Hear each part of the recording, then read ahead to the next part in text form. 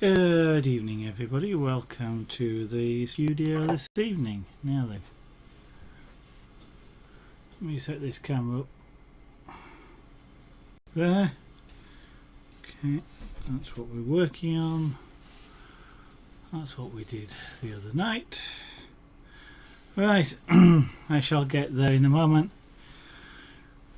Dear. Now then, so we're carrying on with this bracelet, nice and sparkly. So I'm going to need out the correct little Swarovski, which is really hard to say, little jewels, which I don't want to go all over the place. What I ought to do, I guess, is get some sort of little bead carrier or something. Excuse me, I keep wanting to clear my throat today. I'm still getting over some sort of infection which gave me a sore throat, and sort of like an extremely mild cold, but I don't actually know what caused it or what it was. Okay, I'll leave some of those in the bag so I don't lose any of them. Lily Hawaiian Cat. That's a very nice name. Welcome to the studio this evening. Thank you for dropping in. Tell you what, whilst I'm just getting some rings and things out, I'll focus in a little bit more on it and zoom in so you can get a slightly better view, and then hopefully I can get this thing to actually focus properly. Which way is... It doesn't want to focus properly. Oh well, that's about the best for the moment. I want that focused properly.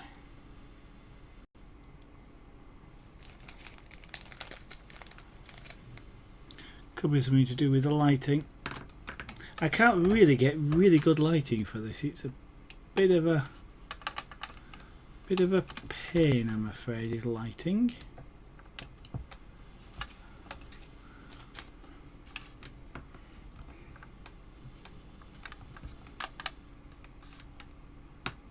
Stay. Now then, that make it easier for the thing to focus. No, probably not. I'll tell you what, I shall give up on that. Let me bring it closer to the camera. Then I should be able to get it to focus, I'm hoping. There we go.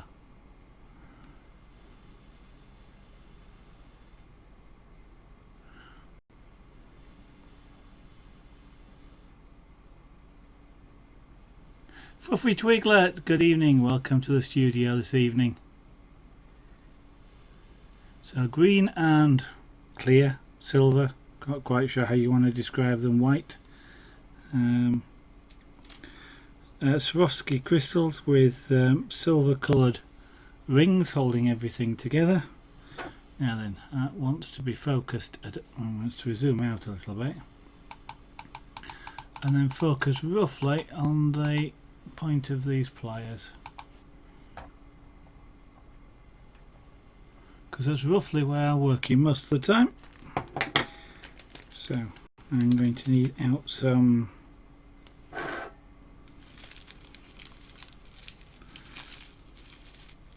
large rings excuse me, large rings, and some small rings.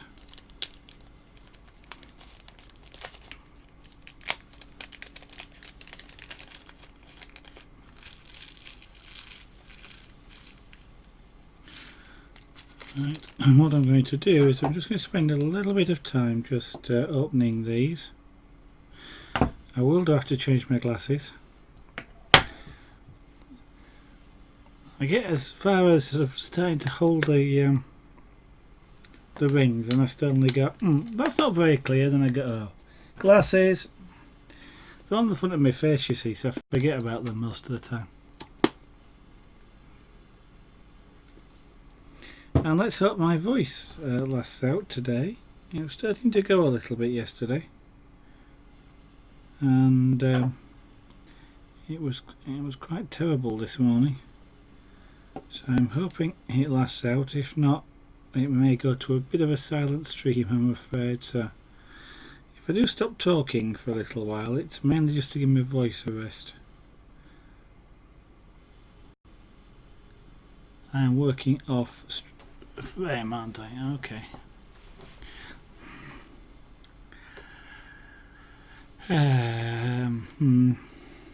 Digital House Party, hello, welcome to the studio this evening. Nice to see you back again. I'm just prepping up a number of rings ready to use them to create some more sections of this bracelet.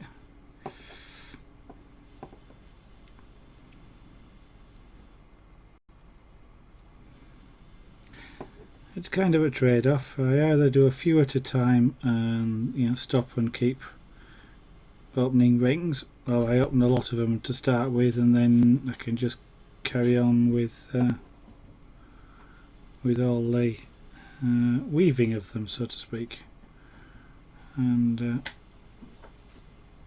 sometimes I do it one way, sometimes I do it the other way, just purely because it keeps me interested in what I'm doing, because it can get a bit boring sometimes just sitting here opening rings.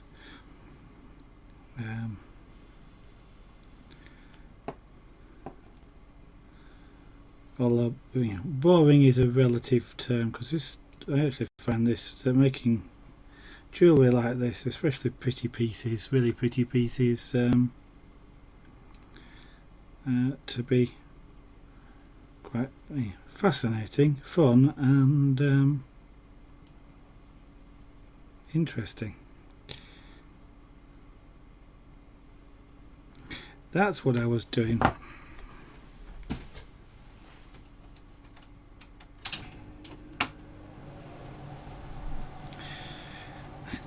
I was doing something just before the stream started, and I suddenly thought, oh, I must, and I completely forgot to turn the air conditioner on.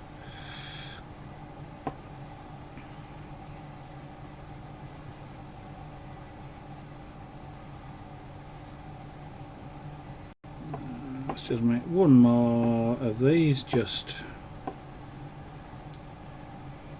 don't know how many I've opened, but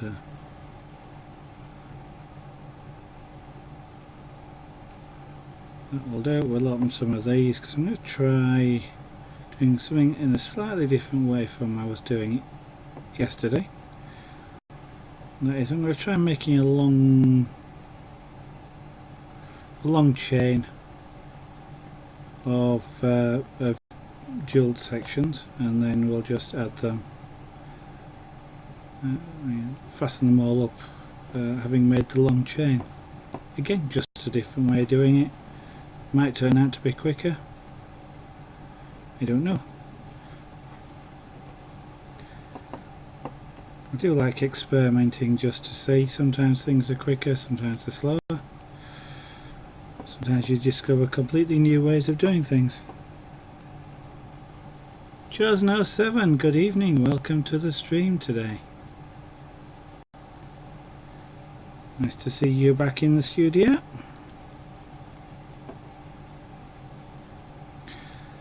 Right, that will do for the moment, I think. So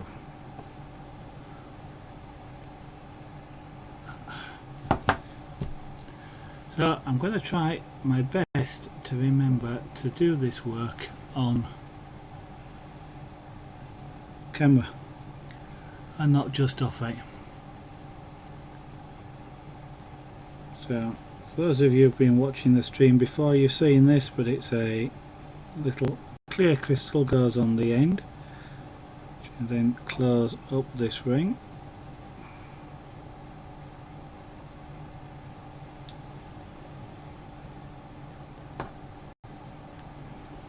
Then I've got to get a hold of it in such a way that I can put another ring through the back of this crystal.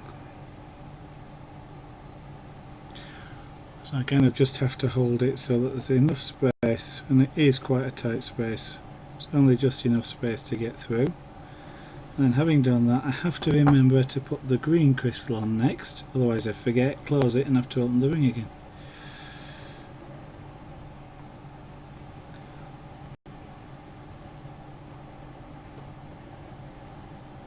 Yes, I am doing that right. Oh dear.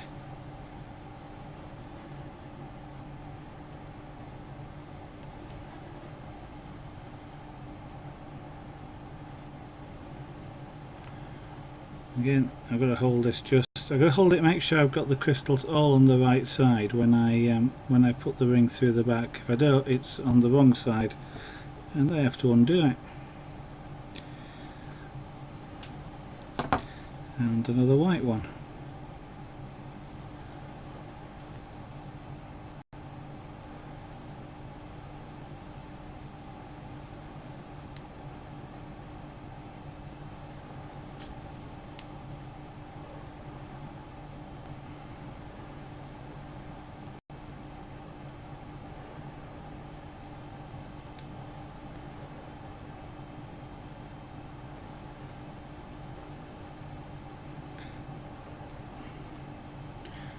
And again, I have to make sure that the crystal is the right way around and I have space to put a ring through. And this one doesn't want an extra crystal on it, this one just closes up as it is.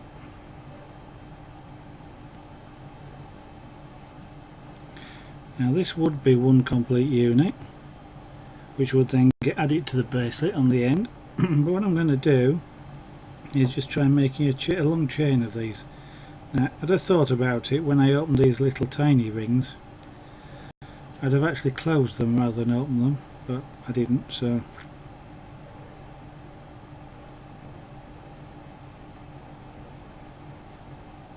since these get a bit fiddly to hold, I thought what I'll try doing is creating a chain like this so that I can hold these whilst I'm adding on the extra crystals, which might make it a bit easier. Wow, I'm not looking at chat, am I? Well, I should be. One wet and one. Good evening, welcome to the studio. Thank you very much for following, that is most kind of you. I do appreciate everybody that does that.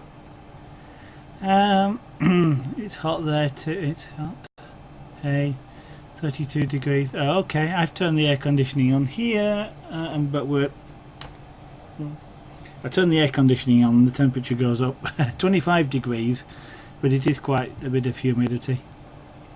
But I have absolutely no idea what the humidity level is in here. It just feels quite humid.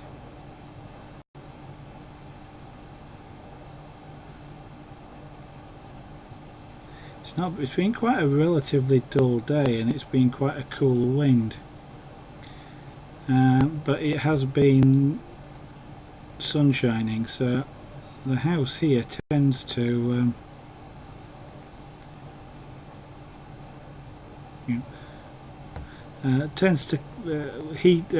store heat like a battery, and as soon as it starts to get dark, it comes out into the house. Does the heat, which is a little bit annoying. Theme Hospital, good evening, welcome to the studio, nice to see you back.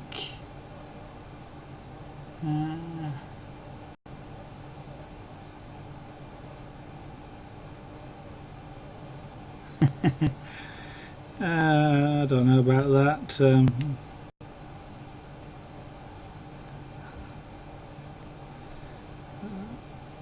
It's all relative, isn't it? I kind of think that there's not a lot of rain in London. I'm trying to think. Yeah, there is. I'm trying to think, is it Manchester or Liverpool? I was trying to think which town it is. It is in the UK that has the reputation always of raining, but I can't remember what it is. But I'm not concentrating, and I've put a silver little silver jewel on rather than a green one on this ring. So I just had to open it up to change it.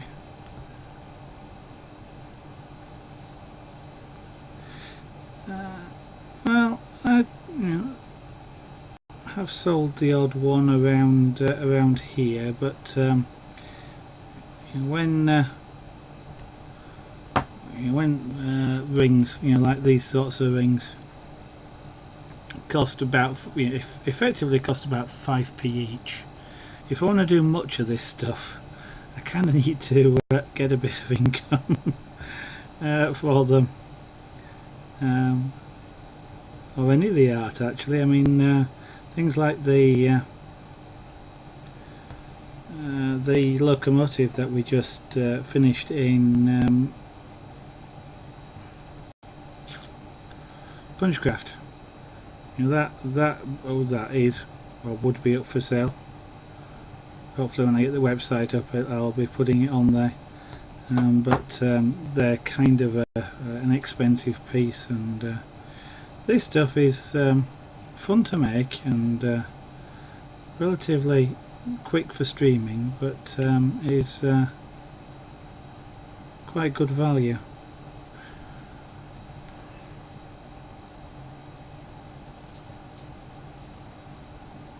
And it kind of appeals to me because I like making pretty things, and I can try different things like different weaves and things like that.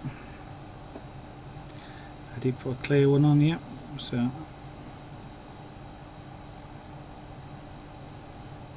I haven't added these up yet, to be honest, because I don't actually know how long it's going to take. But I can give you an idea of some of the things.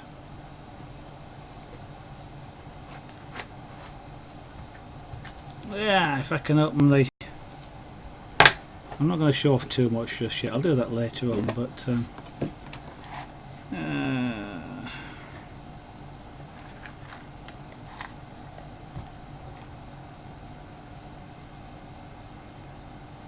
don't know. That's this sort of bracelet is probably going to be around about £18, that's UK pounds. It does have a sterling silver clasp on it though, and that's something I kind of have to emphasise, because that adds a reasonable amount to the cost, shall we say, rather than a silver plated clasp.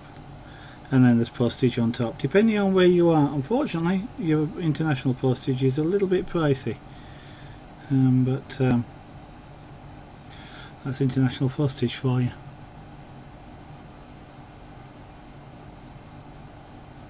Yeah, well, it's not too bad in the UK, but I'm trying to think USA, for example, because I mean, it's worth it's valuable, so you kind of want to send it tracked, and the USA probably adds something like about I don't actually know the exact price, about £8 or something like that as postage. So international postage is probably better value, if you like, on the larger pieces like the necklaces, rather than as a bracelet. But unfortunately, I can't change the postage prices. But that's an idea. Hopefully, I'll have the website up shortly. Anyway, hopefully, if I can work out the vagaries of shopping carts and PayPal payment processing and things like that.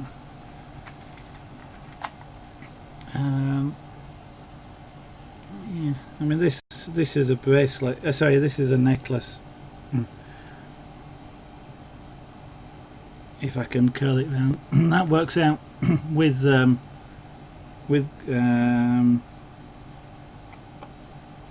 can't remember if it's a gold or a silver thing, but that's about £35.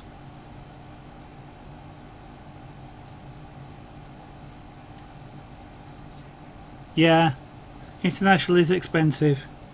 That kind of makes it really awkward, it kind of feels bad, because Postage within the UK tracked signed for is about £2.9, £2.10, something like that. But international, I say, just whacks it up to anything £8-9, something like that, which is a big jump, which is a great pity. I think, you know, for small and to do that, I kind of have to be careful about packaging. It has to be. I kind of have to make sure it gets sent as what the post office here in the UK call large letter, rather than a small parcel. Because as soon as you say small parcel, you sort of increase the price again. Unfortunately, it's jewellery, generally speaking, even something like this one, is too thick to go as a letter, which would be small letter in the UK. It's too thick. It's more than 5mm. So I think it's 5mm is the limit for small letter, which is still not cheap but isn't bad. So it has to go as large letter, and it's kind of the good thing in a way. He says, you know, here comes the upsell. The good thing is you can get about 5 or 6 of these in one parcel and not increase the postage costs. So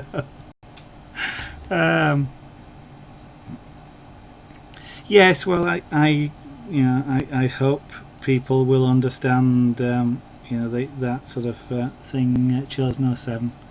To be honest, I don't actually really know. It's really hard to gauge an average price for something like this. I mean, the price, those sorts of prices are worked purely on the costs involved. You know, so I'm not sort of just arbitrarily thinking of a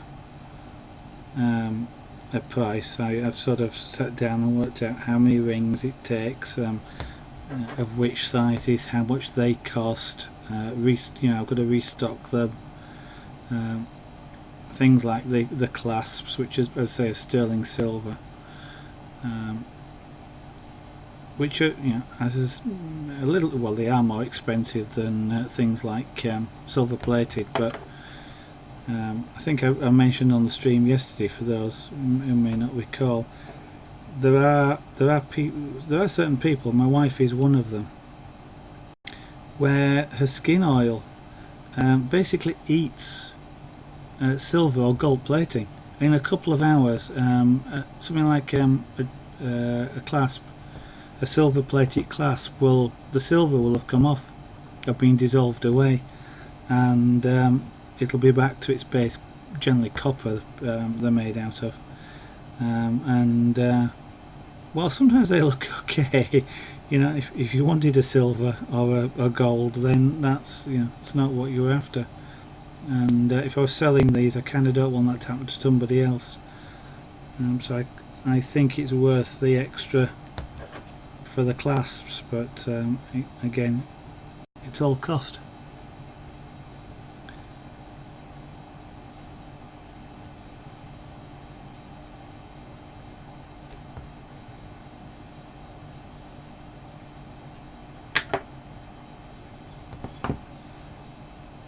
Now I've done it again. I'm going to put a silver one in again.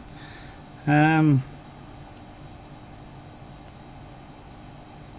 in the meantime, until I do get the website sorted, if anybody is interested, just drop me a PM on Twitch, and we can have a discussion.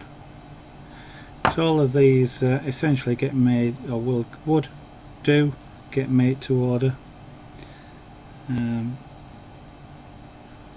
I will have to make some up for stock, but I've got to do that fairly slowly. Stock costs money, and I'd rather stock the rings than the finished article at the moment. That way, you know, because if I stock the rings, I can make all sorts of designs. If I stock the finished article, that's all I've got.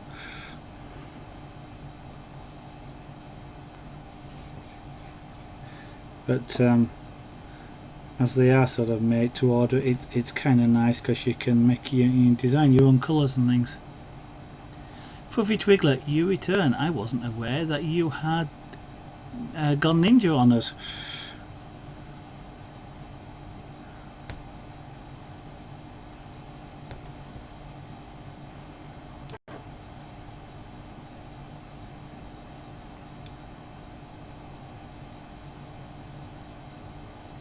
I'm doing it again. I'm closing that, and now this time I'm forgetting to put a silver one on.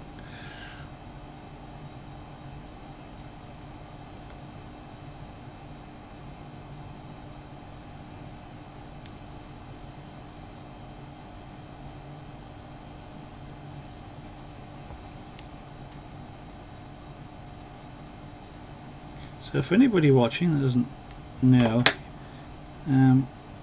almost all of this jewellery is the rings that you see are made out of aluminium. That's good in all sorts of ways. It's lightweight. It's a warm metal. It doesn't get, it's quite. If you hold it, it's quite warm. It doesn't feel cold or anything like that, which is nice when you're wearing these sorts of things. It doesn't tarnish, doesn't aluminium. These are anodized, and the anodization is dyed to produce the different colours. So these silver rings are aluminium anodized with a silver colour. Some of the others, like on this bracelet here, that's anodized with blue, and I think there's about 15 or 16 different colours. As I say, they're fairly robust as well. They don't easily scratch, but there again, I wouldn't necessarily throw loads of them in a box and start jiggling it about a lot. They will scratch if they catch something really sharp, just like most things would. And that will, it will scratch the colour as well if you got one of the coloured rings. So don't go scraping it along the side of a house brick or something like that, because you'll scrape the colour off.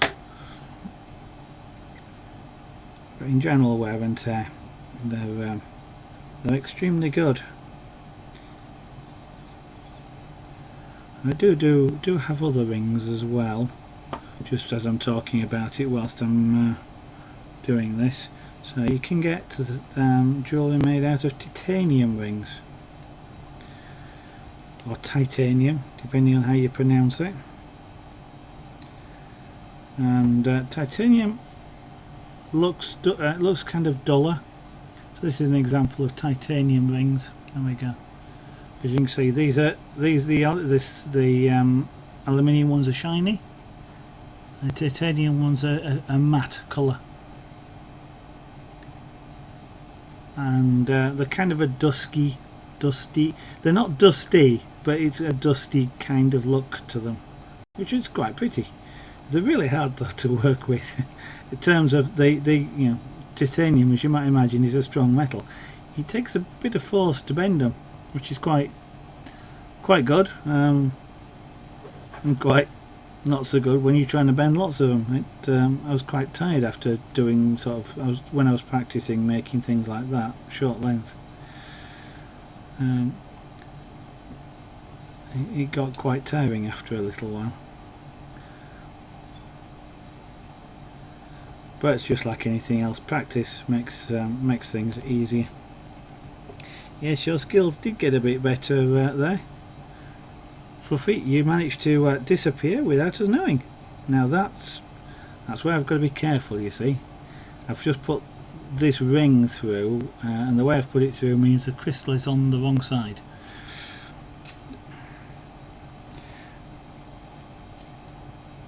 So I've got to make sure that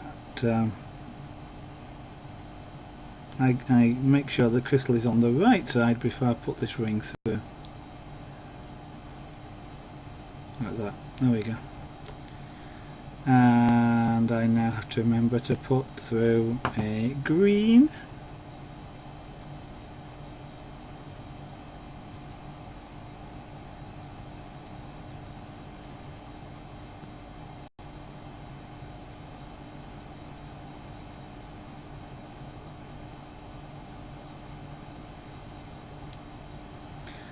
And doing it like this as a long length actually is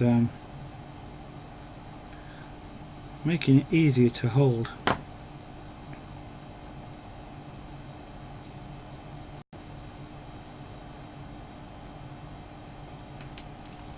Don't want to lose these.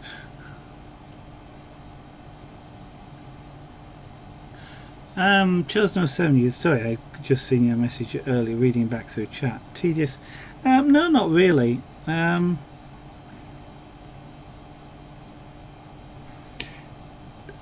It's all to do with, it's like patience. It's all to do with, to some extent, if you're making progress and you're enjoying what you're doing. The patience bit is, if you're making progress, then generally patience doesn't come into it. Patience, you need patience when something doesn't go right. It's not quite doing what you want. You can't quite close a ring, or this often happens. You sort of keep dropping the bit that you're making, and you have to sort of sit there and sort it out before you can carry on. And that's when you need patience. Tedious is kind of like it's boring. And that's where things get tedious. You're doing the same thing time after time. You're not necessarily making progress, or you're just getting bored with it. Well, I mean, I'm making a nice long chain. It keeps getting longer, so it doesn't feel tedious. And talking to you guys, you know, chatting, you guys responding. Takes away what might be tedious anyway, because obviously I'm doing two things at once. I'm talking to you guys at the same time as crafting this. No, and I don't necessarily agree with it being tedious.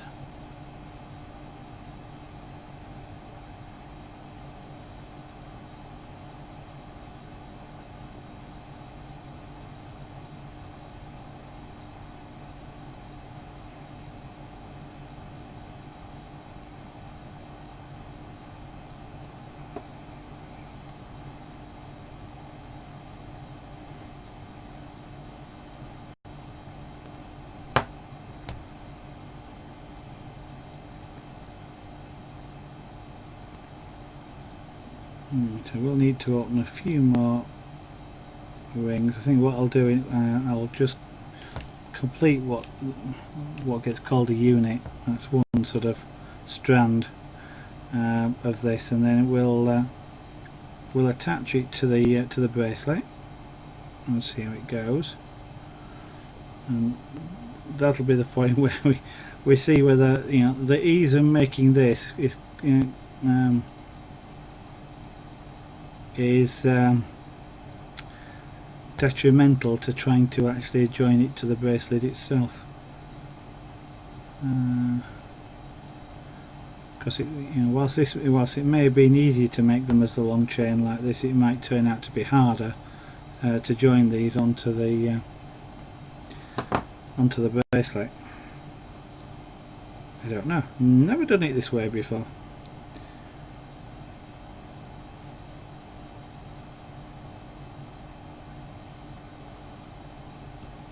That's clear. I want a green one. I keep doing that. I keep putting the clear ones on.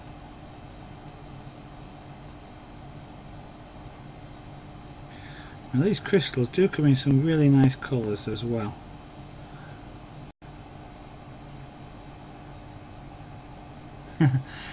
Skill, maybe, yeah. Skill is something that you learn. And with skill comes improved quality, speed, and things like that.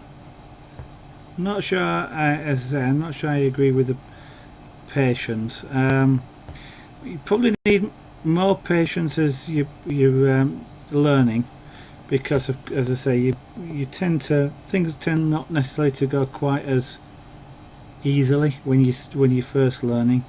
As you develop the skill, you learn how to hold things, you learn how to start. Starting chainmail is one of the hardest bits to do of the whole process, because a lot of the time the chains won't hold their shape until there's maybe 10 rings on, and you've got to be able to look at it, sort it out. If you put it down on the desk, it sort of collapses, and you pick it up and work out where you were and sort of just sort all the rings out again. And that's when you kind of need the patience. And as you develop your skill, either in holding it so you don't let go, or working out where everything was, then you need less patience for that. And then it's only the times where for whatever reason I'll drop this, the ring will come out. I'll have to open another one or find another one, and there's those sorts of times, but it's fun. It's like it's a bit like sort of eating your favourite chocolate bar. You don't really need much patience to eat a chocolate bar. That sort of thing,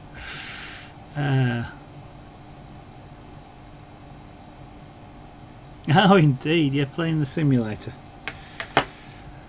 I've got it installed. I bought it because it was on special offer when it first launched, of course, so I did buy it, but because I used to have it, so I thought I'll get it on Steam. But I've never actually fired it up. I kind of want to save up, buy a Yoko, probably a Yoko joystick, and some pedals and throttle quadrant, that sort of thing.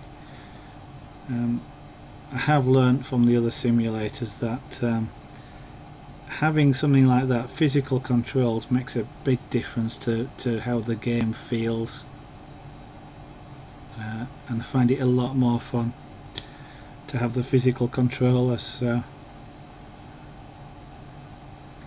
rather than try and learn how to fly it with a joystick. I shall wait and fly it properly.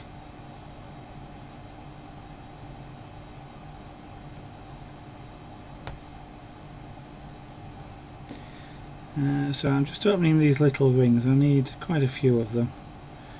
Now, if you're not familiar with chain mail, I'm using terms which of course may be sort of half meaningless to you. Indeed, the term itself, chain mail, may be half meaningless to you. Chain mail does come from chain mail, armour. That's its original use. I suspect it must be French somehow. Don't actually know what it means, but chain mail for armour was done using rings, and they then rivet them and together to make them solid. But to make solid, sort of fairly solid but flexible armour, that something like a sword wouldn't cut through. Of course, then the arms race started, and they use arrows which go straight through. So chain mail for armour purposes was limited, shall we say. But somewhere back in history, somebody thought of making jewellery with exactly the same sort of rings, and so chain mail really is for the jewellery making perspective, is taking rings, and they often get called jump rings as well.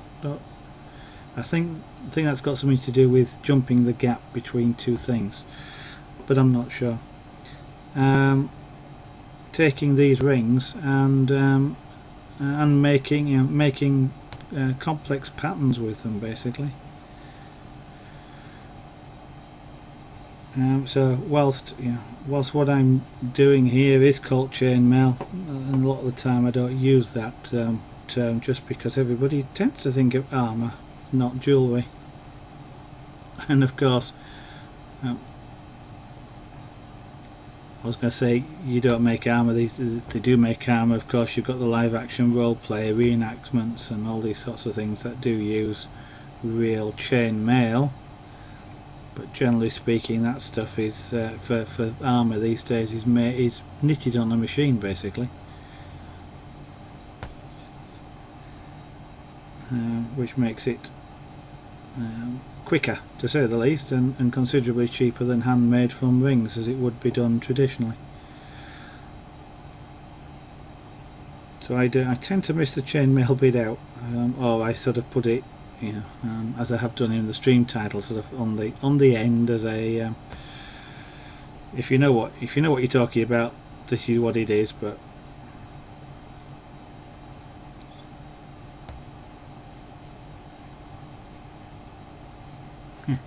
thank you, Fluffy Twiglet.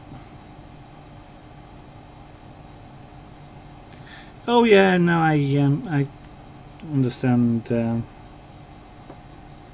I was going to tell about open and closed rings. I'll do that in a second. Theme Hospital, and yeah, I would. I mean, I have a force feedback, Microsoft force feedback joystick somewhere around here, which I could use, but I kind of want the pedals to go with it and the throttle quadrants. I like flying the helicopters as well, so you kind of need, ideally need the full kit for those. You know, it's not just a joystick. You've got the collective pitch as well as the yaw.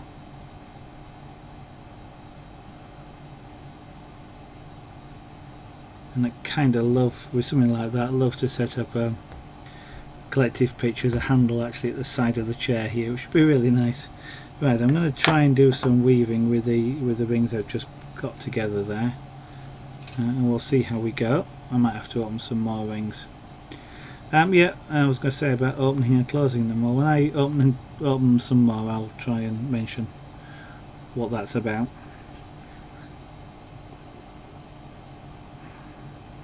Rather than sort of doing it now where you can't actually see what I was doing.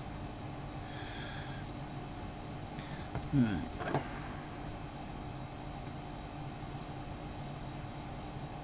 Oh, okay, what I am doing here is closing rings. So I'm doing two things when I close rings. One is I am lining up both sides, and the second is I am pushing the two sides together a little bit. The rings naturally, because they've been cut with a saw, they're not a full circle. There's a little tiny bit missing, because they were cut with a saw. Where the saw was cutting, if you like, that's the bit that's missing. And so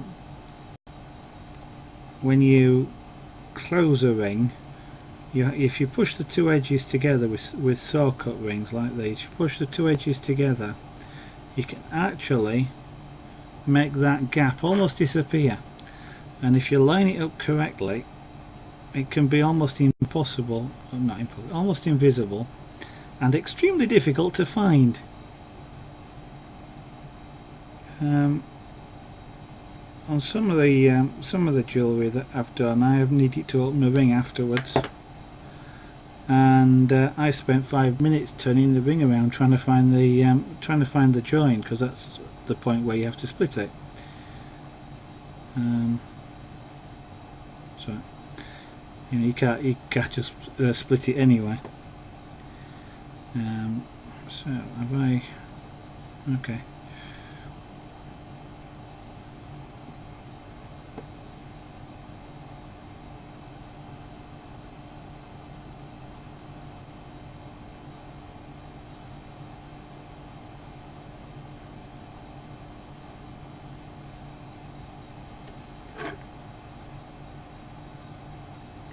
Jeff Sebastian, welcome to the studio.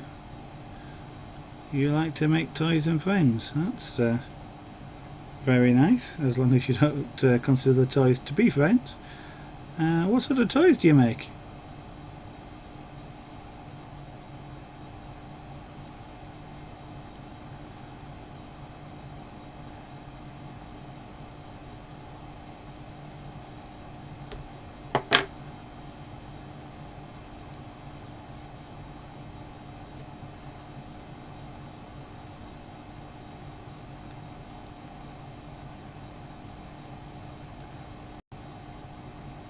You're a genetic designer. I see. Okay.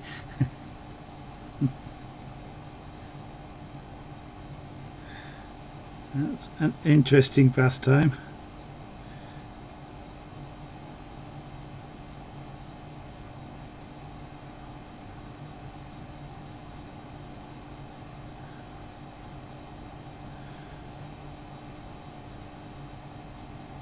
Something we don't often see in creative is genetic designers.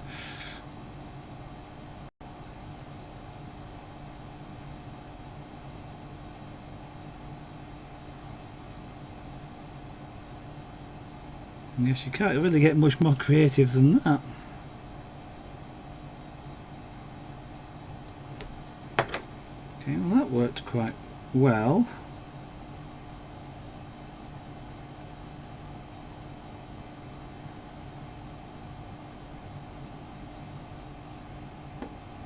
I'm kind of teasing you a little bit like this at the moment, because I'm doing this from the back. You can't see the face.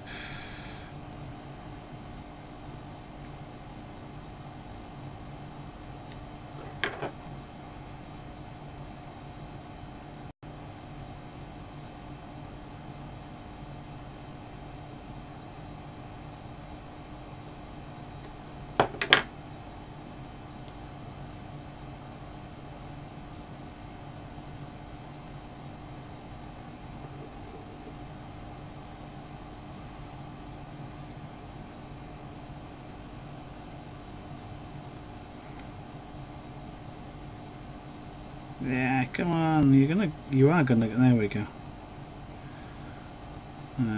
I do sometimes talk to these things, these rings, just like I talk to the thread when I'm doing punchcraft.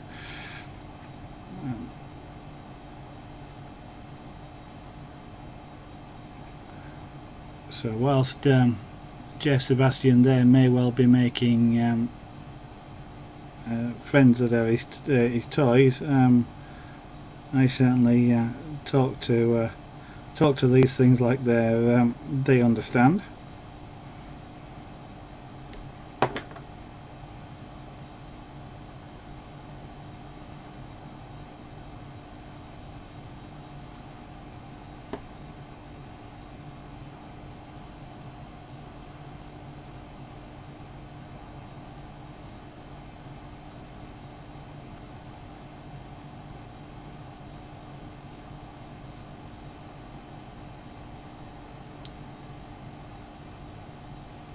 This is where patience comes in a little bit. Like that, I've just lost this ring, and I've got to now get hold of it. If I it's quite likely in doing that it would have dropped off, and I'd have had to reinsert it. And so that's when you need a little bit of patience, and it's kind of cumulative a little bit. If you start doing it a lot, your levels of patience start going down, and exasperation starts going up, and certainly for me, if I'd done that like half a dozen times in a row, as happens occasionally, I kind of have to go. A bit of Zen music in the background just to relax, because you get. I don't know how it react. You guys react, but for me, I start getting tense when I need patience. I start getting tense. My stomach starts clenching up, and I don't tend to throw things around, but I start curling my toes, and all muscles start clenching up, and of course that tends to make things worse until I recognise just what I'm doing, and then it's at best I just sort of, I've not done it with jewellery, but I just put down whatever the implements are and walk away and come back in a little bit. I usually do come back and carry on. I don't tend to walk away and give up. I do like to do things, and just generally it's kind of like I need to learn. This is a bit of experience, and I look at it that way. So I just I'm quite able to sort of carry on, but I don't like giving up on things. There we go. I've just dropped things. So I'm going to take that ring off, and it doesn't want to come off because the pliers are in the way, and now it's sort of the levels are ramping up a little bit. Luckily, because I'm talking to you guys, I'm kind of talking myself down at the same time.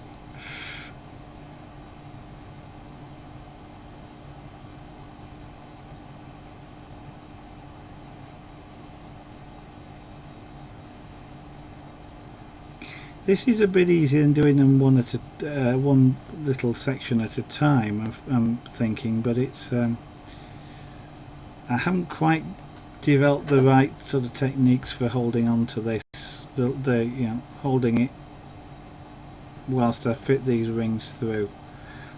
I sort of feel like there could be a bit better way of doing that.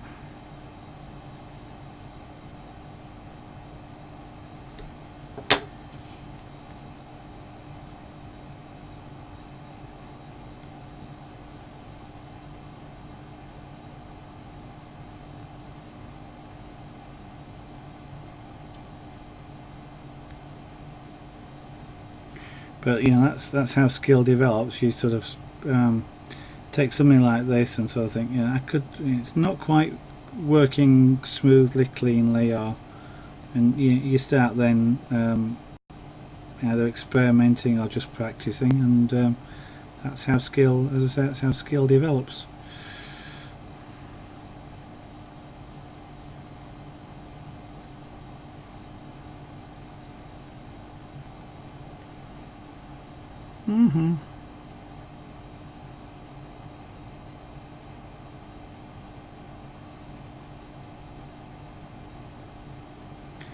Maybe I ought to try something I've seen Mr. Boombati do with his big armour chainmail, and that is try doing it on the desk.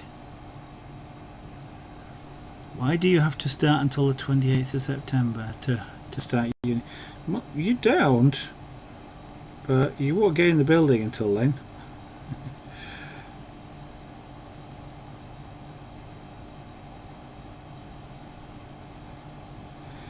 Hey dear. Any young ones watching will be wondering what this fascination is with going to school for every Twiglet. I mean, normally the problem is getting them there, not it's keeping them there, not getting them there in the first place. And you're there eager to start. Maybe if I hold it that way and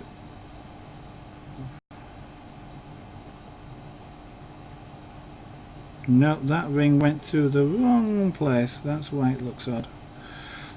Okay, so now I've got to find the end on that to open the ring.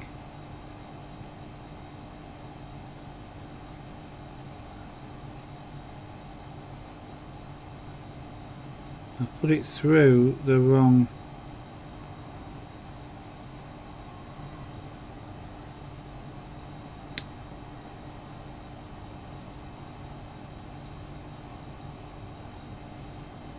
This is, oh, there it is. I can't actually feel that one, but there we go. I can just now. I actually just saw the edge of it, but I've been through around that ring 3 times then, just trying to find the edge. So if you can close them up that well, that's really good. I need to open it a little bit more.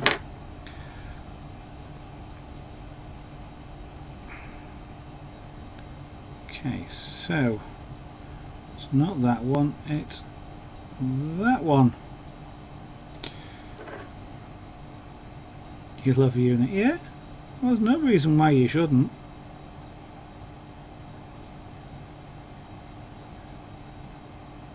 Yeah, it can be, university can be an exciting place to be at. Obviously lots of people, potentially lots of friends, lots of activities, lots of learning, access to world-class tools and people to learn from and to get help from. There's a lot of reasons to love university.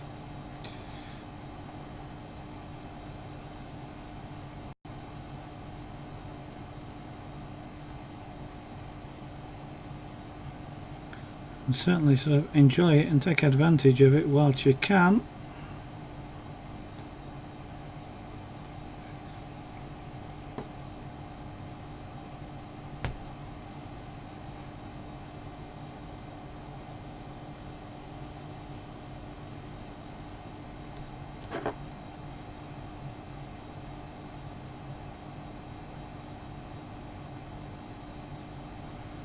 You know, often hear people sort of say, you know, in later life, "Oh, I wish I hadn't gone to university."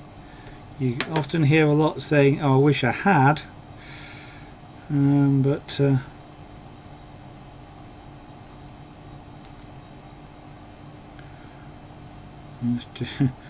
sometimes it's too late then.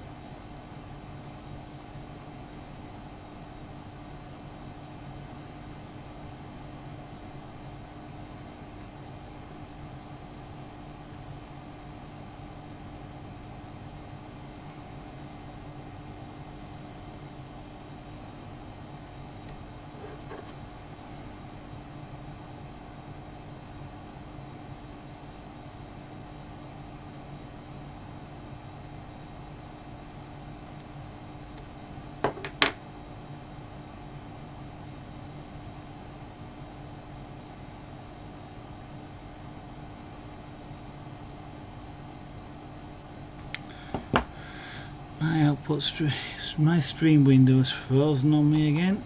Let's do that, kick it off again. I don't know what it is.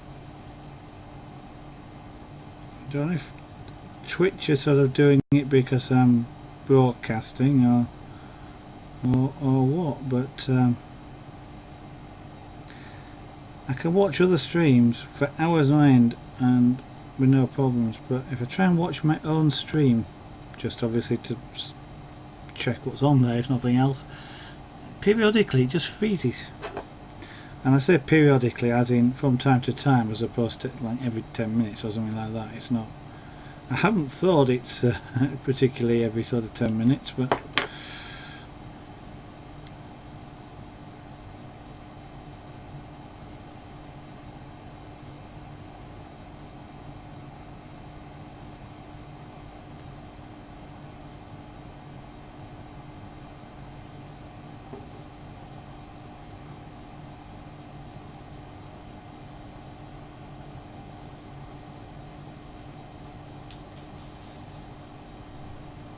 and through that one, that's it.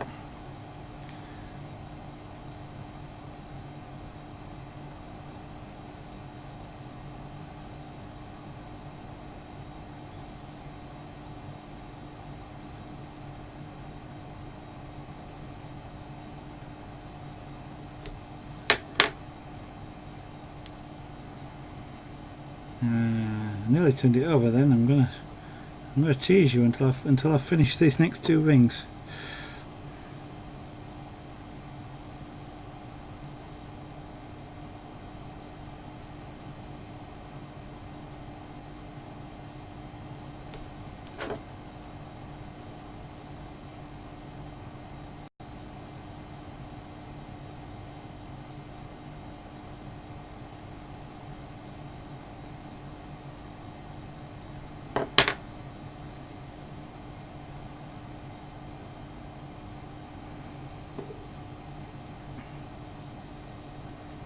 Through that one, and come on.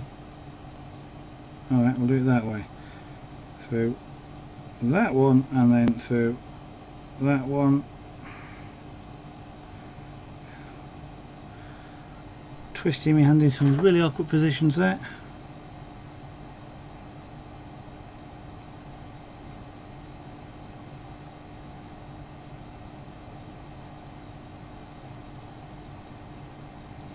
Right, let's both of us take a look at what it, both of us, you and I, that constitutes both, looks like now.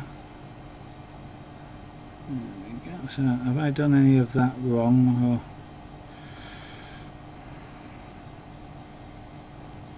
nope, that looks okay. Yeah. It wants to just roll into a tube almost, but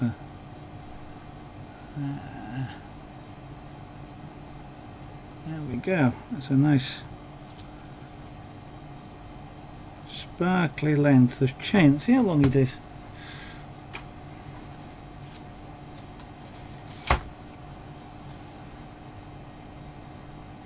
Okay, it's about just short of 4.5 inches.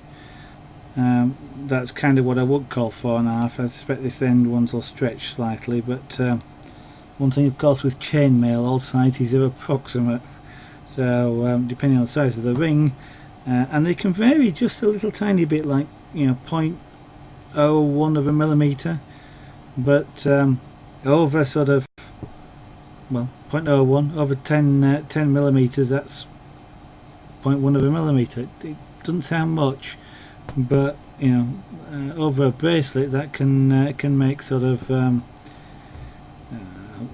like 1/4 of an inch difference and things like that. So just fair. And of course, if the rings aren't quite an exact multiple, then you can't get 7.5 inches. You're stuck with 7.423, whatever.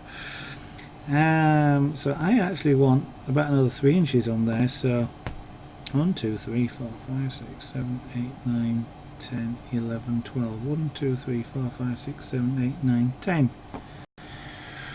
Looks like I'm gonna have just enough green, because I did one has broken, or rather the jewel came out of the carrier. Now they are, as far as I know, they are just glued in, so I may just glue that one back in, but it probably will never happen. Either I'll, because I think they're also partially set, but which is where the edges of the carrier just curl slightly over the edge.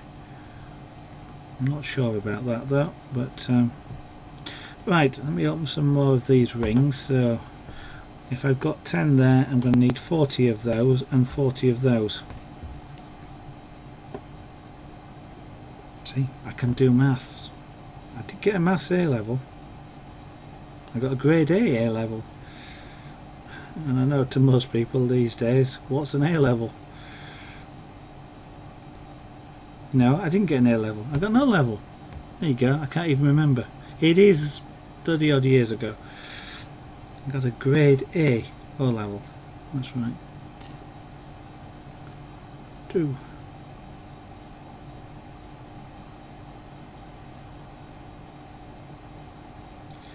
3.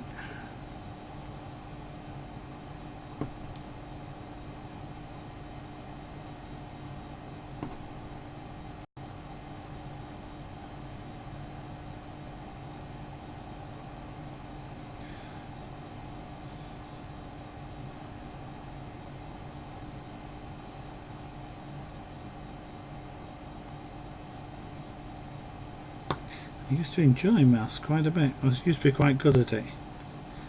Used to being the operative word. These days I can't remember half of it, but I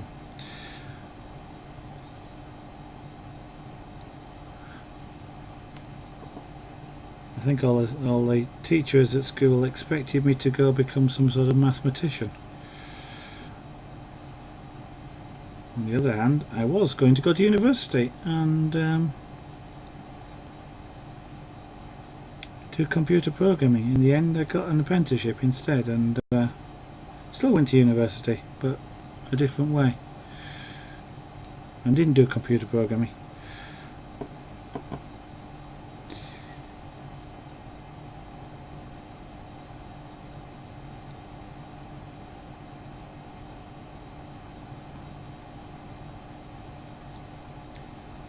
Uh, 2, 4, 6, 8, 10, 12.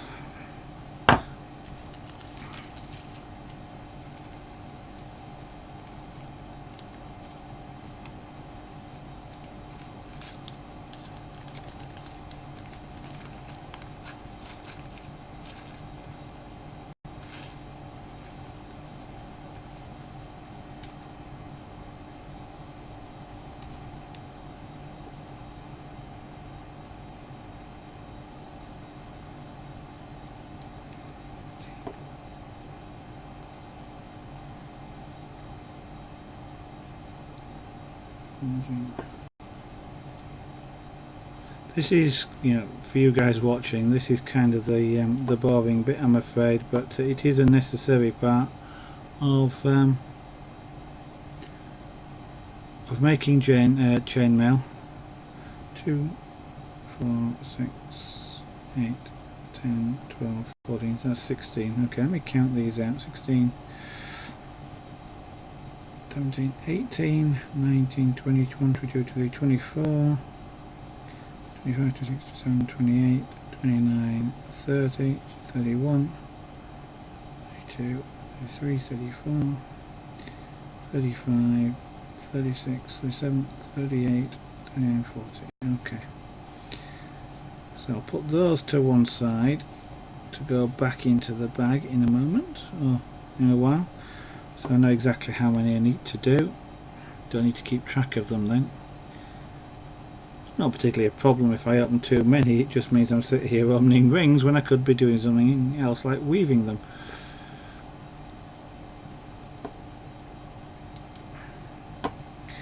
It's not like there's a use by date on them or anything.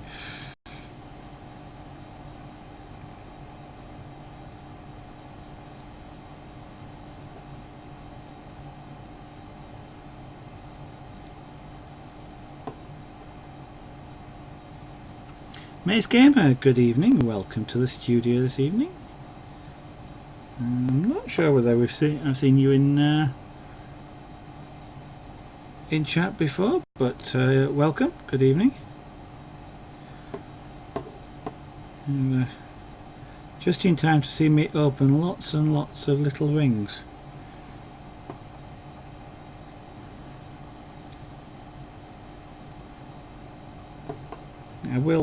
I will soon be going back to creating pretty things.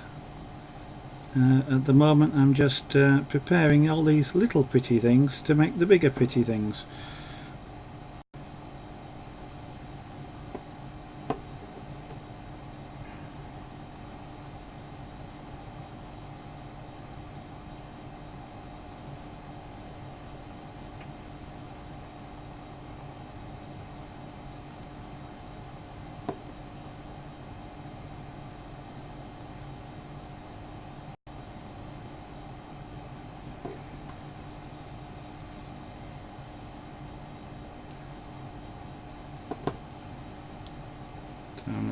Not too far to go. 2, 4, 6, 8, and I've got 10 of those little ones already opened, which will do me fine for the moment. What I do is do what I did at the start of this stream, and that is make a long chain of these.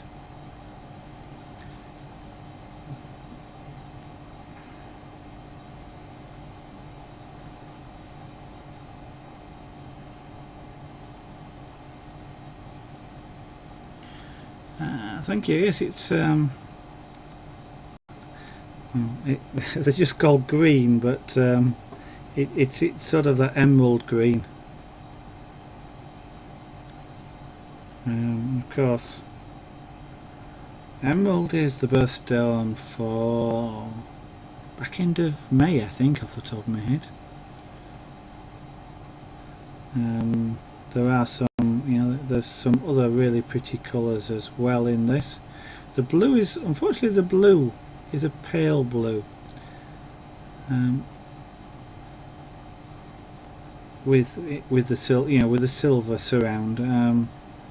It's a lovely sort of deep blue with the gold setting, but unfortunately not for the silver setting. So there's sort of a nice red, pale blue, fiery orange, the green.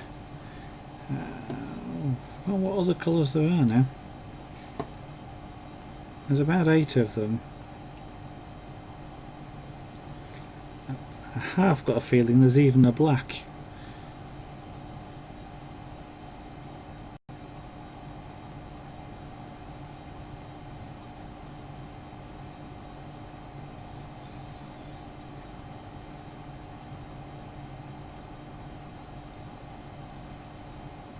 I love the sparklies though. That's kind of what makes it interesting for me to do, if you like. I will say I'm a bit like a magpie. I don't go around collecting things, but sparkly stuff is always nice to do. There's something sort of quite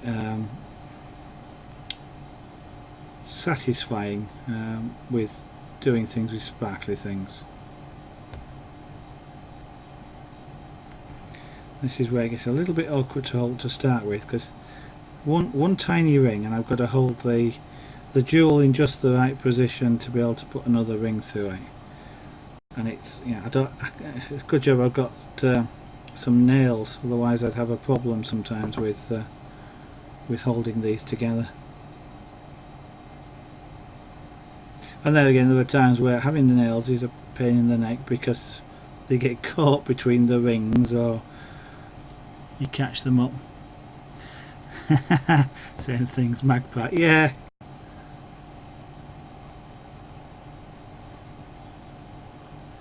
Well, it's kind of, you know,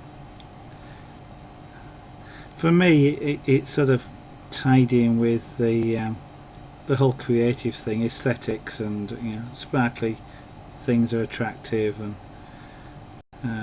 you know, you get lovely light effects off them and stuff like that. So that's, you know, that's sort of what I guess it attracts me to them. But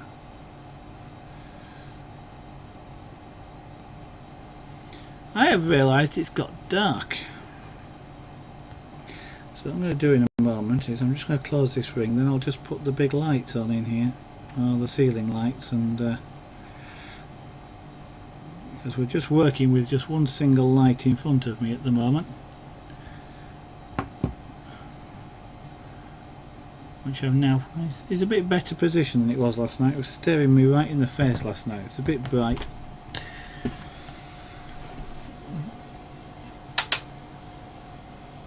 Shut those curtains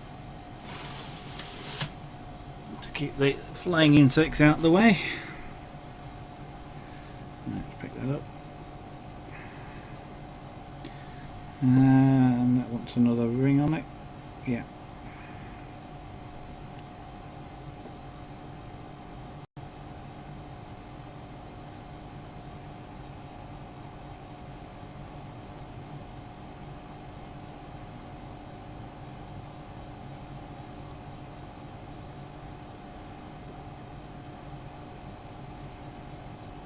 Ah!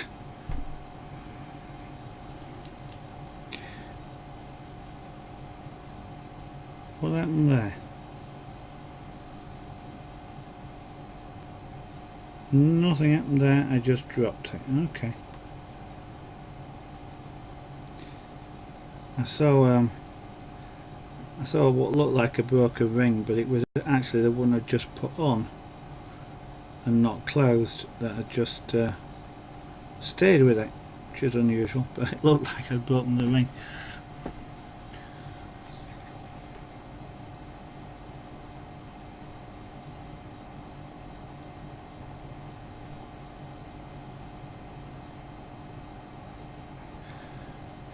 Now this bracelet, apart from me just experimenting with crystals and things, is actually a present for a very special young lady. Well, I always call her young lady, my wife. I don't want green, I want silver.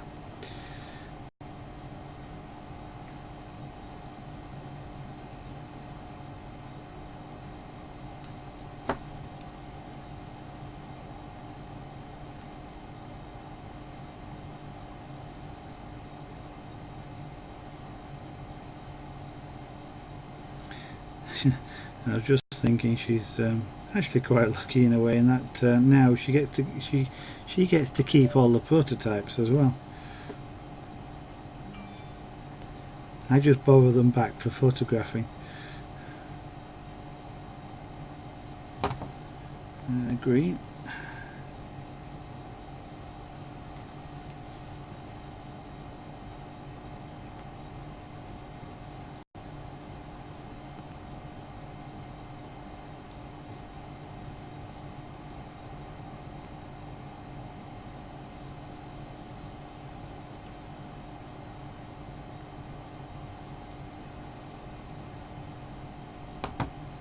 silver.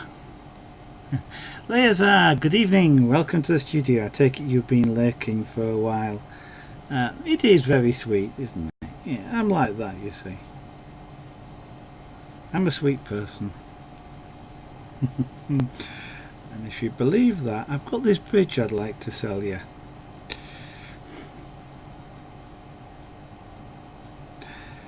Actually, I'm not bad.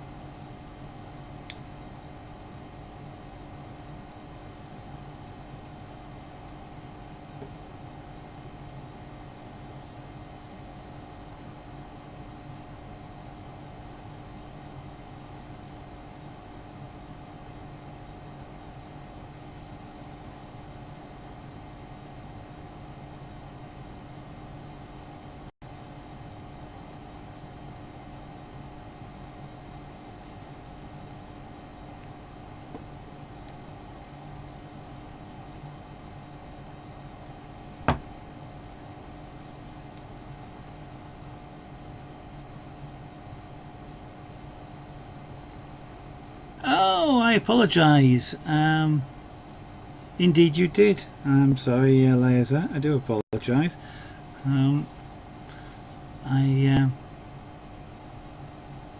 You said hi just before Jeff Sebastian did, and I missed it. I'm sorry about that. I definitely wasn't ignoring it. Not on purpose anyway. Purely accidental. I'm doing that the right side, yes I am.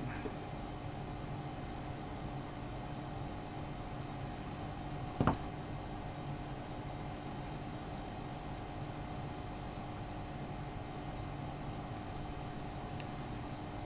starting to feel like I'm getting the hang of this now.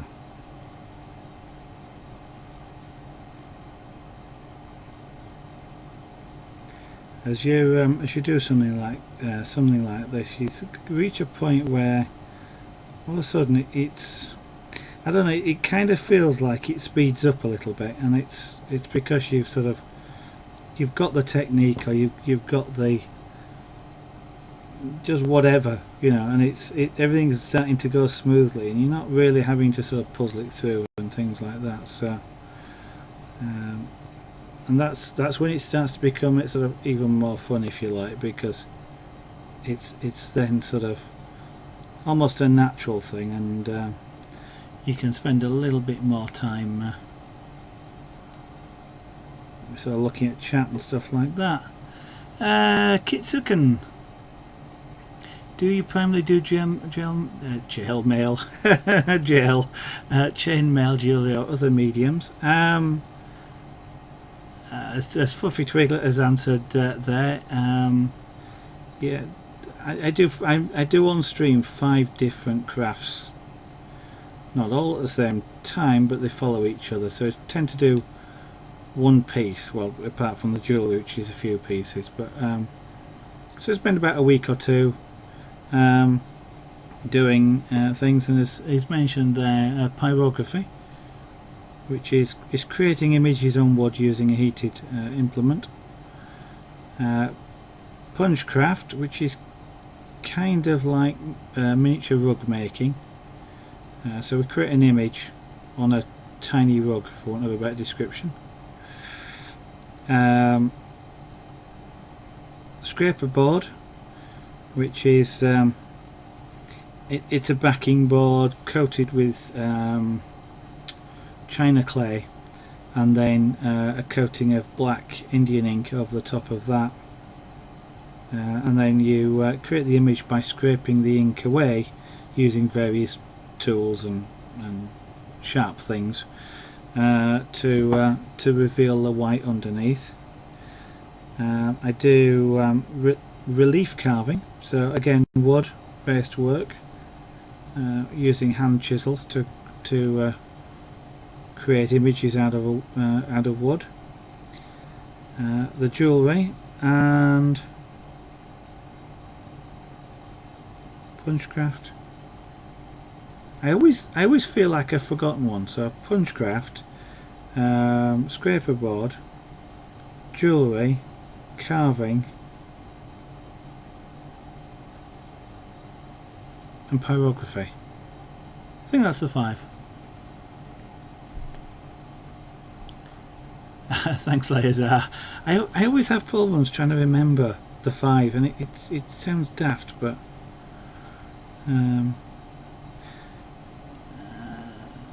yeah, there doesn't seem to be too many people do it. There's I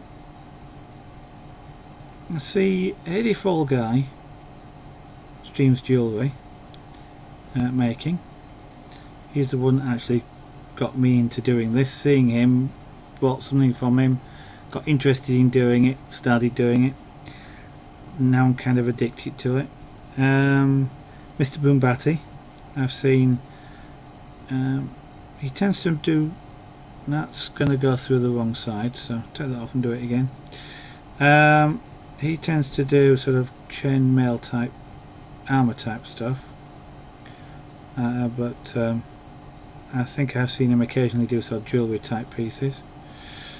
And I think I've seen one other person, but not many, do chainmail jewellery.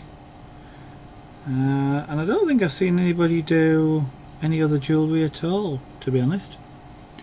But is it something that you do, Kitsuken? Sort of the way you said it kind of suggested that you might make jewellery as well.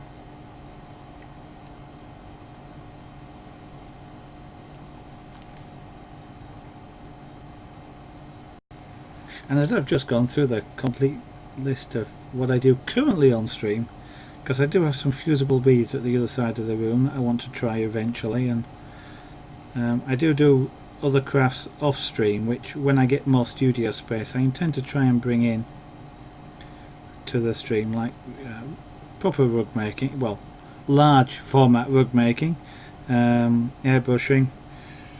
I don't think I'll do any of the sewing on stream. That's a bit slow, to be honest, to do on stream, but oh god, I'd make kits and things. The Real Austin, thank you very much for following. That's most kind of you. I do appreciate it.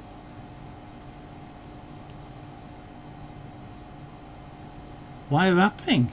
Ah, that's interesting. So you make, well, I'm assuming tree of life. I'm assuming you actually make trees from the wire wrapping. Stones, is that caging a stone or something like that? Sounds interesting. Tell you what I'm going to do, because I'd be interested in seeing that. So what I'm going to do is I am going to find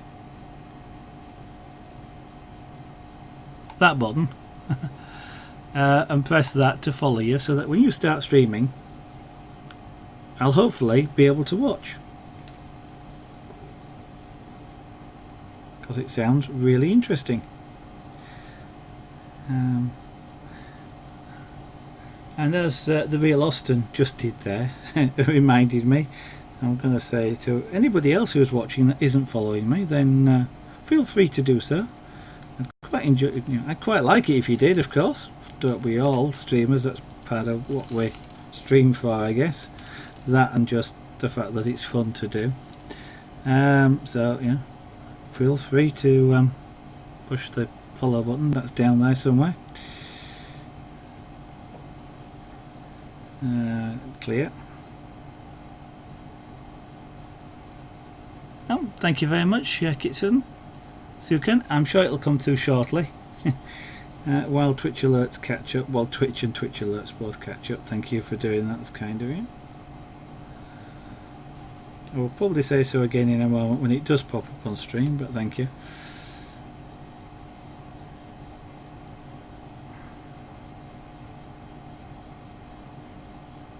So hopefully it won't be too long before you do start doing it.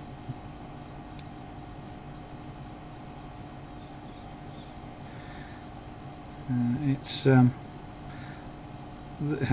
these days I tend, apart from one other well, a couple of other streamers, while I'm at work it's slightly different, but apart from about one other streamer, I don't watch anything else but creative these days, and I kind of haven't since I discovered the creative section.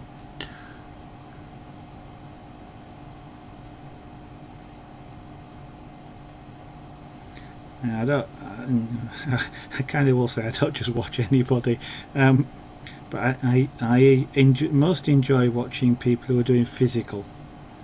I mean, was it Artillery 62, I think, is the streamer. He does electronic art, and he was the one that I used to watch quite a lot, but that was almost back before there was a creative section, and certainly before I knew there was one. And it was only one day, because he streams the art he does, the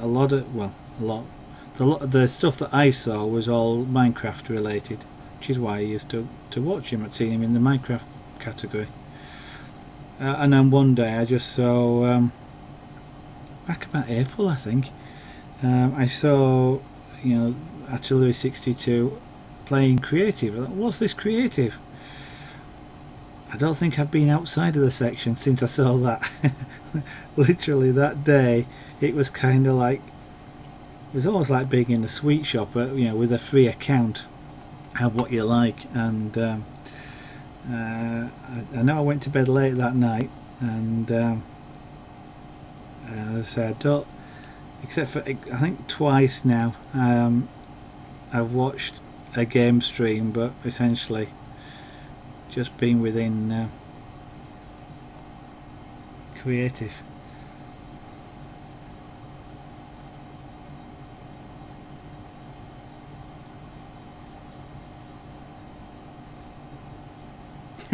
Thank you very much, Kisukan. Yeah, it's now marked as my favourite following as well as is creative.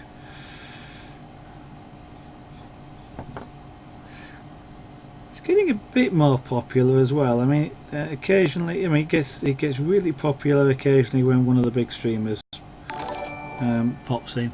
There we go, Kitsuken. Thank you very much for following. That is most kind of you. I know you mentioned it earlier, but I kind of do appreciate everybody that does that. And you get your special little reward there of the airbrush for a while, and you get your name on the bottom of the screen for a little bit. That actually will be there until the next person follows, so thank you very much. So yeah, it's occasionally we get one of the big streamers. I think I found who it was, that was doing, well, occasionally they'll pop in and do things. One of them was doing Warhammer stuff, but we occasionally get someone like Dan's Gaming coming in, either cleaning his kitchen or building a room or something, and that tends to bring a few viewers in, but to creative. But it seems to be building up a little bit. It's rising up the game chart, shall we say. It'd be nice when it gets a little bit more popular, and potentially we get more people streaming in it. It's there's some really unusual stuff goes on in here. I mean, we got Pucky Ranger 69, for example, who does glass blowing and glass moulding, or glass sculpting, I guess, which is really fascinating. And we've had some people, making mould making and things like that, which are all very interesting to see. 3D printing, of course, is there's a few people doing that.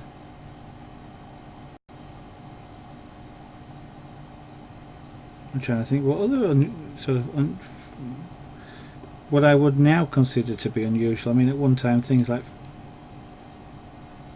okay, that one escaped. Fusible beads was something I didn't know anything about till I seen it first in creative.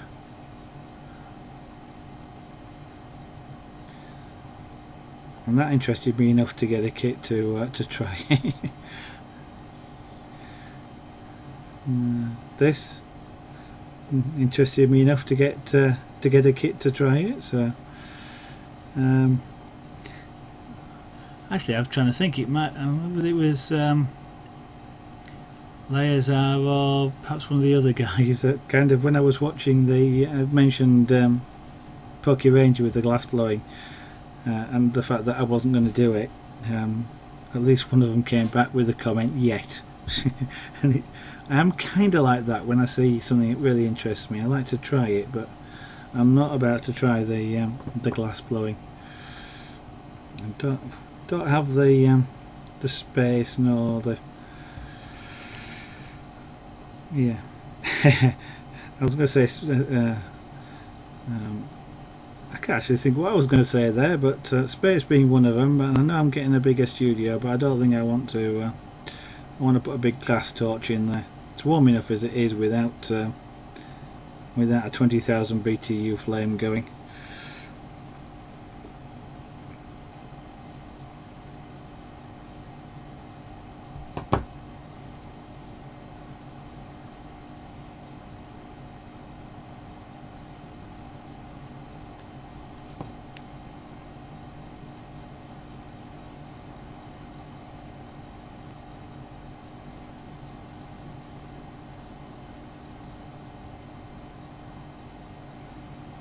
Oh, and of course the talking of usual things, of course you've got the Danish guy doing leather work.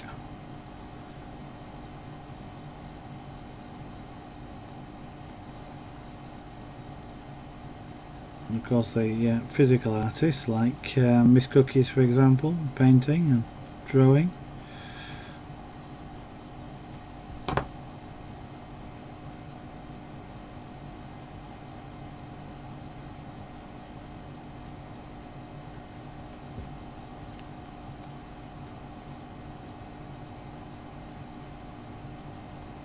I don't know, you guys.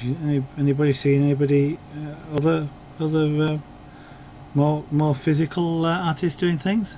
I mean, I know we've got a few sculptors out there.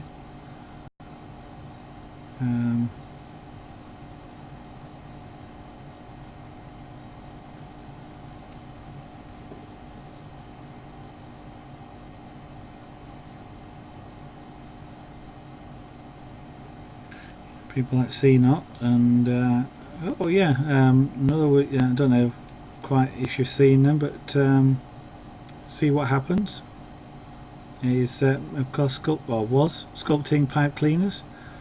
I'm not quite sure. I've seen him for a while. I don't know if he's decided to have a rest, because he does, I won't say life size, but he does large format sculpting with pipe cleaners.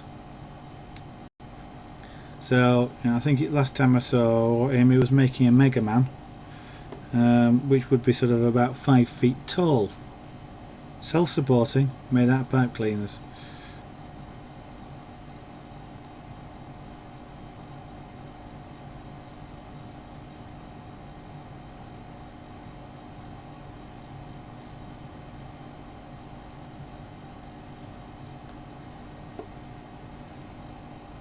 I don't know if anybody's any other recommendations for streamers.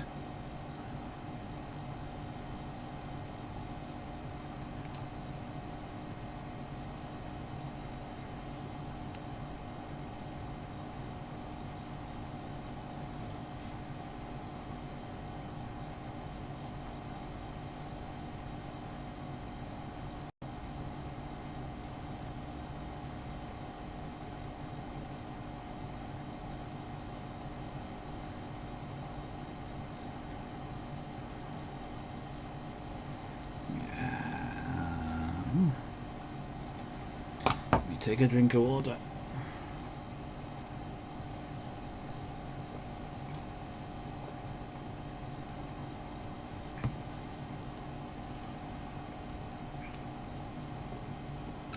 those that have joined us recently, what I'm doing here is making a long chain of these, which I'll then weave backwards and forwards, adding it to the end of the actual bracelet. Yesterday doing this, I just saw something skip across the desk, but I don't know what it was.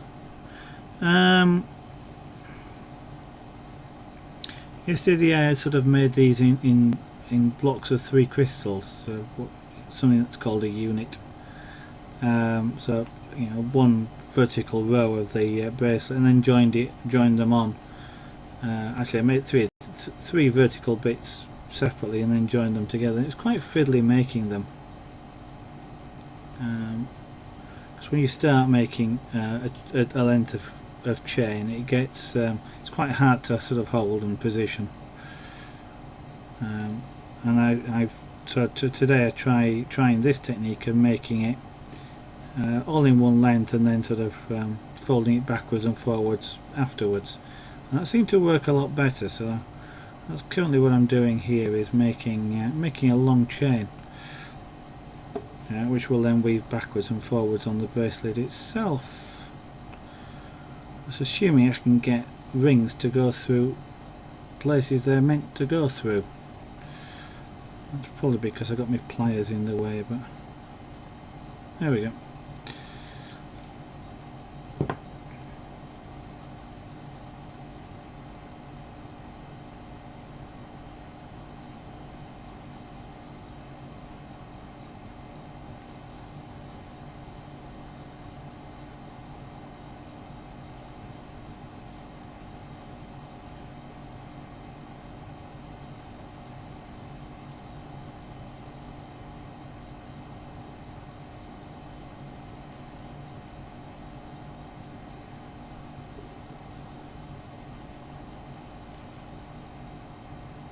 Yep, that is the length of that.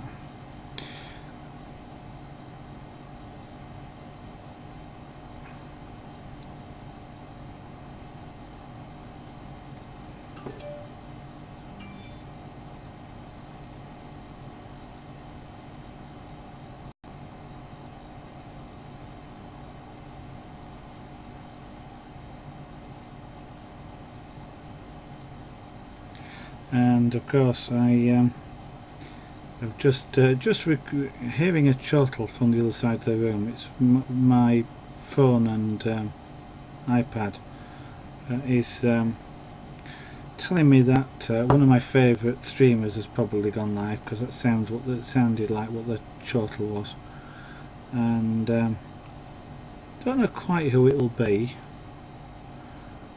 It's probably one of 2 people that at this sort of time of night, because one of them is a game streamer, Matt Pedalston, who streams a train simulator 2015 or whatever the latest version is. The other person it could well be is actually in creative, an airbrush artist called 3D Bloke, as in FREE D Bloke. He's an airbrush artist. He was currently airbrushing the xenomorph from the Alien film, so the alien from Alien, and he's an excellent airbrush artist. He does use a paintbrush occasionally, but he's actually the guy that got me into streaming, because as I mentioned earlier, I do airbrush myself. I haven't done any for a little while, again space problems, but and he's one of the first people I watched in creative because of the airbrushing, and I can't quite remember how the subject came up of me doing crafts. Probably just because we were talking about airbrushing, and he kind of said you ought to stream, and I kind of said maybe, and and I didn't have space and, and what have you, but he effectively made me promise that I'd start streaming soon. So I think it was the weekend fall. I sort of saw him, or he extracted the promise, shall we say, on about a Tuesday or a Wednesday, and I was streaming for the first time the following Saturday. So, and apart from 2 weeks when I was on a holiday, I've streamed every day since then.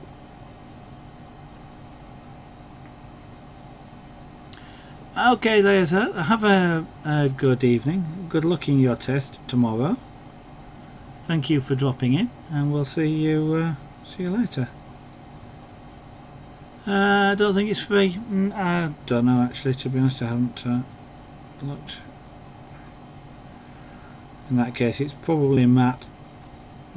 He generally starts at about 9:30 though, so let's have a look. See who went live. Twitch. And here Twitch will wonder why I'm getting a third stream, so let me just kill that and then go to following. Who's gone live?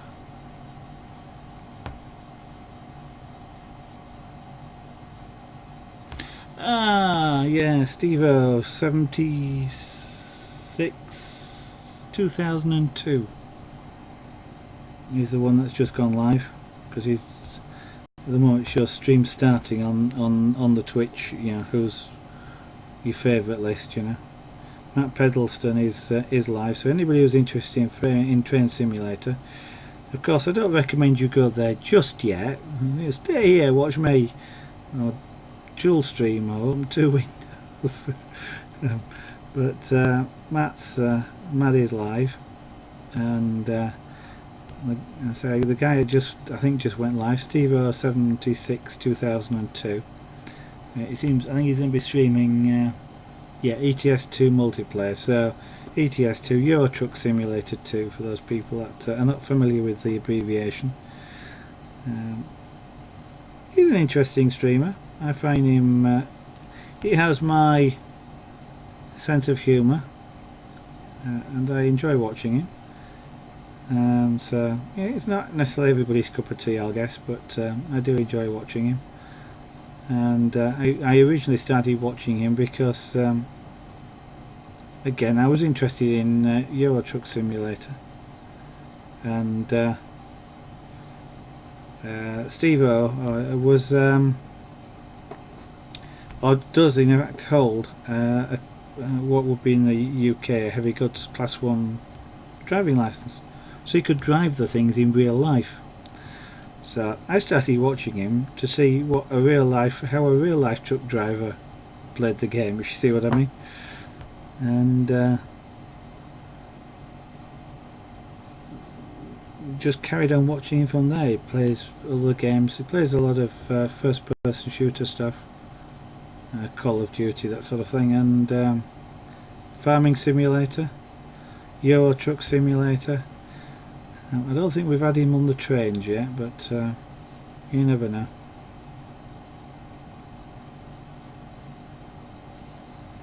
Now we've almost finished making this chain.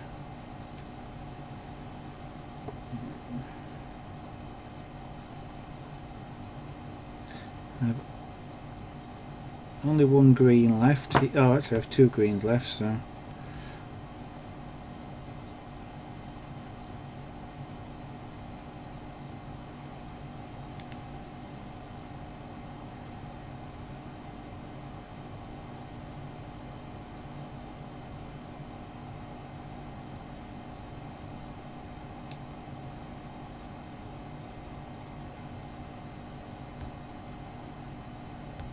okay, Fluffy Twiller.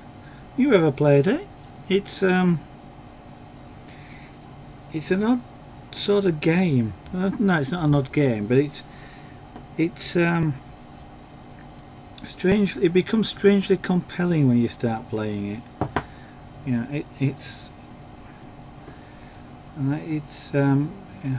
I sometimes liken it to Minecraft, in that, you know, what you do is up to you. You know, there is no winning, there's no losing. Well, there is a losing, I suppose, but there's no real winning in it. How you play it is entirely up to you, and you know, if you want to farm just a single field, you farm just a single field. If you want to try and get 64 windmills, you can do, or you know, if you just like a brand new combine harvester, you can play it any way you like, which is it gets a really fascinating game. And of course you can play it multiplayer as well, Fluffy Twiglet, so 2 people can play it at the same time for 3 times the fun.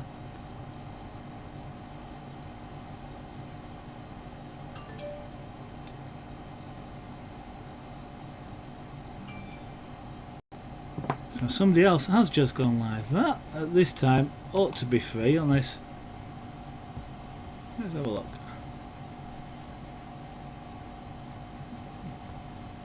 It's not popping up on my screen just yet. Yeah, either or somebody Twitch dropped somebody and they've just reconnected. I says maybe that was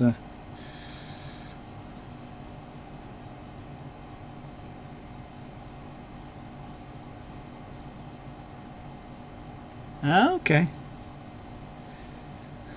It's amazing actually. A lot of farmers do play it, and of course it's not. I know it says farming simulator, but it's not a real simulation, if you like. You know, crops in real life don't grow in 3 days, and you know, you don't magically get hay as soon as you ted a field or something like that, you know. But there is another one out. What was it? I can't remember what it's called now. Which is, in theory, is a bit more realistic, but just doesn't play as well. 40 years though. 40 years farmer.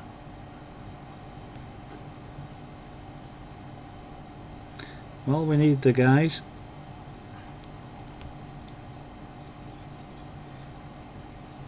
You should have a go at it, Fluffy Twiglet.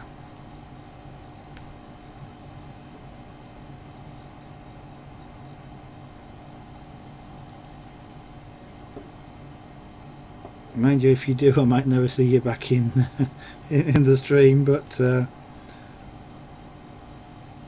that's alright if you found something that you enjoy.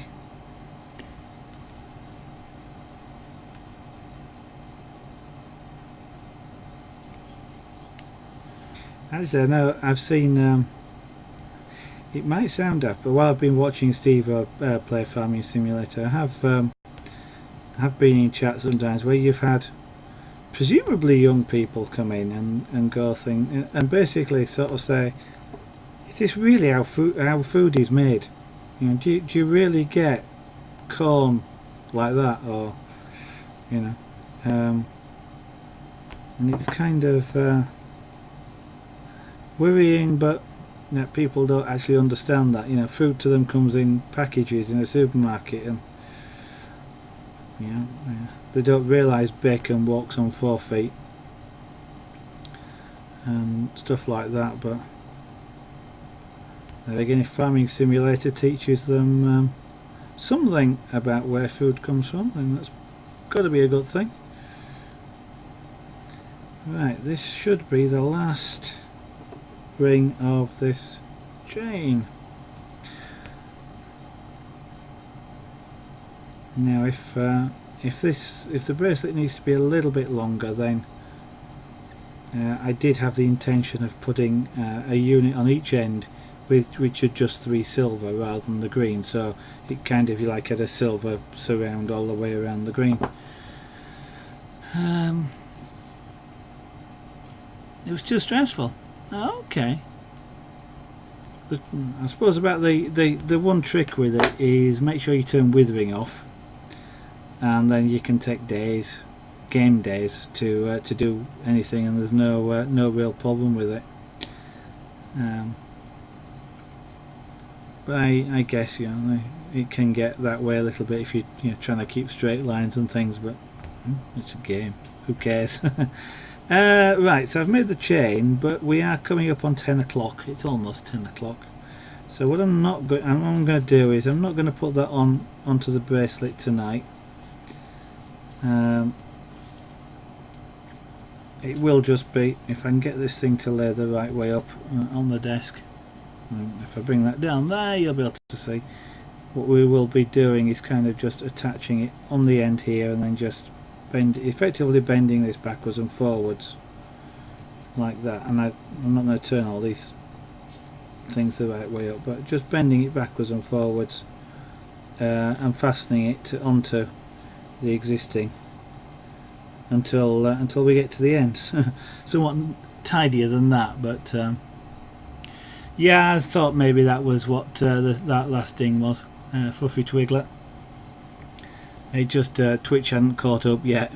It's funny how Twitch will tell you somebody's live on something like the iPad, and then you can go to Twitch and go, okay, show me who's live, and you can't find them. And you can go to the channel and it'll say not broadcasting, and then all of a sudden it'll appear.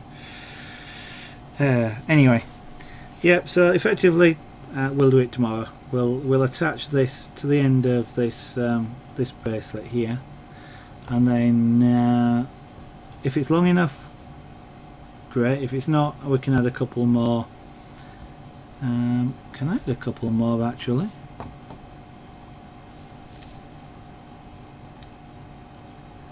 No, I can't. That suggests I have. That suggests that I didn't get I was supposed to get 60 silver. That bag's empty. There's 2 left. I'm supposed to have 30 green, 60 silver. I've got 1 green there, so I've got 29 green down there. So I should have 29 times 2, which is 58. Oh yeah, 260. Hey, there you go. That's right, it is, because that one would have made the 1 unit. That's the, I can't add up, can I? I'll tell you why I was thinking that's some missing there, is I was originally going to use 27. So this may be too long. I was going to use 27, not 29, which is what I've ended up doing without thinking about it. So I might actually have to shorten this chain, because this bracelet may be too long. Anyway, so that's it for this evening. I'm going to take a rest and get a drink. My voice is starting to feel it a little bit, and I will do a little bit more. Hopefully, do a little bit more work on the website. See if I can get the shop up and running, and at least the website, so you can see some of these things that I've been doing without me having to show off on every stream. But I can always do that if you want me to do so. I'm quite happy to show off. Don't mind doing that anytime. Yeah, sorry, my voice is going. So what I'm going to do is say thank you all very much for watching. It has been fun. We should finish this bracelet tomorrow. I do have a clasp. There we go, to go on the end of it.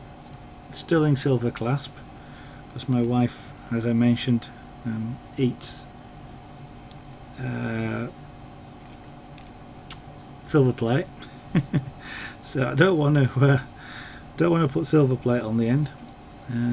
So sterling silver,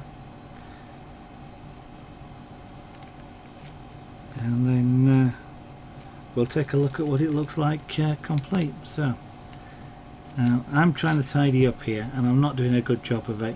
I need to concentrate on what I'm doing and not talk at the same time. So I'm going to say thank you all.